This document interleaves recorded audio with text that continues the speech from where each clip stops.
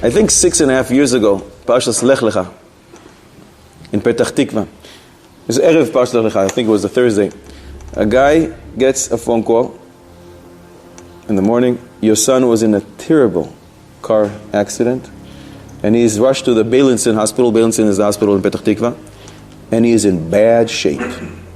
So he runs over to the hospital, and in fact his son is in bad shape. And the doctors are telling him, there's only one doctor in Eretz Yisrael that can operate on your son's head, but he doesn't work in this hospital.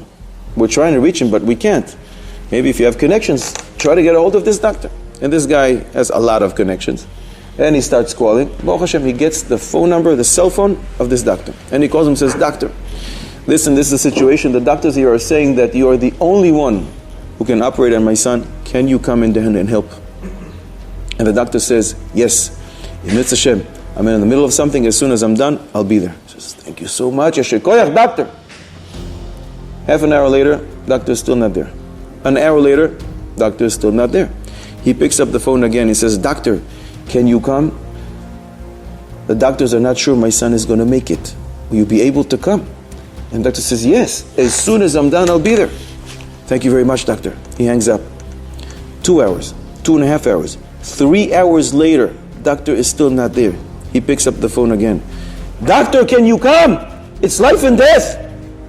Doctor says, yes, as soon as I'm done, I'll be there. But please, 4 hours, 4.5 hours. 5 hours later, the doctor's still not there. He picks up the phone again. Doctor, can you make it? My son, I'm not sure he's going to make it. The doctor says, yes, in Hashem, I'll be there as soon as I'm done. 5.5 hours, not there. After 6 hours, finally, the doctor drives in.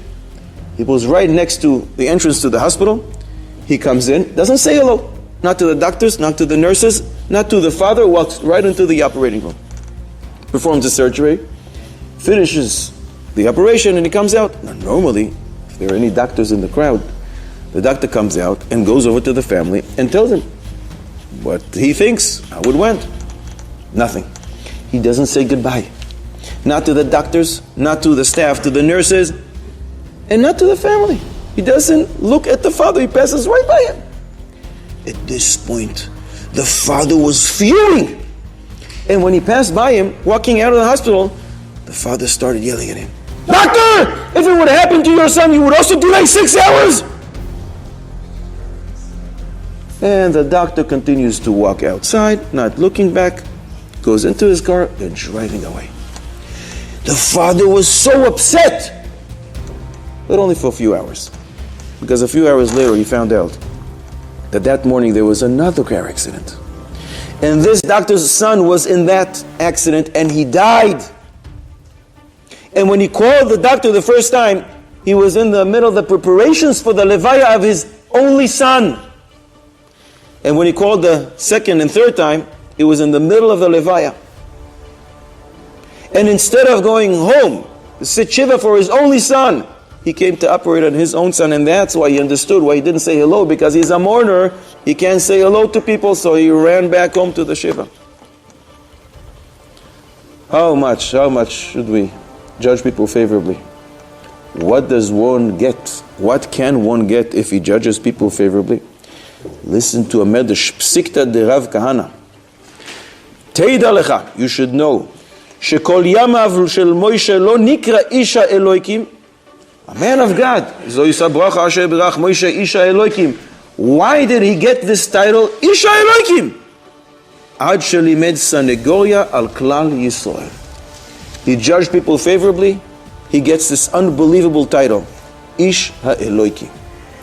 So there's nothing greater than that, right? Is there anything greater than judging people favorably? Yes. Don't judge. Who asked you to judge? Al tadin et Adam. Ad shetagia limkoimu. Chazal say, don't judge people until you reach their place. You will never be able to reach somebody else's place. Never. Even if he's your age and he looks like you, the same height, you don't come from the same background, and even if you do, one little incident in his past may change everything. His friends, his teachers, you have no idea, no concept, no clue. you will never be able to reach somebody else's shoes, and therefore don't judge. If you're forced to judge, and somebody puts a gun to your head, then comes this new instruction, judge people favorably, but you don't have to judge, and that's much better. And if we have to judge people favorably, how much more so we should judge HaKadosh Baruch Hu favorably? Who says this? The Pasuk itself. B'tzedek tishpot amitecha. Who is your friend? Judge your friend favorably. Says the Moshav Zkenim on the Torah. That's Baalei Toises. Amitecha, your friend? That's HaKadosh Baruch Hu. There's a Pasuk in Mishlei, Perek Chav Zayin, I think Perek Pasuk Yud, the Pasuk says, Reacha v'rea avicha al ta'azov. Don't forsake, don't leave your friend and your father's friend. Rashi on that Pasuk says, Reacha, that's HaKadosh Baruch Hu. Shenikra Rea li Yisrael, he is called our friend. V'rea avicha, and your father's friend, that is HaKadosh Baruch Hu, that he is called a father, a friend of your fathers. So if you need to judge people favorably, your friends, how much more so HaKadosh Baruch Hu?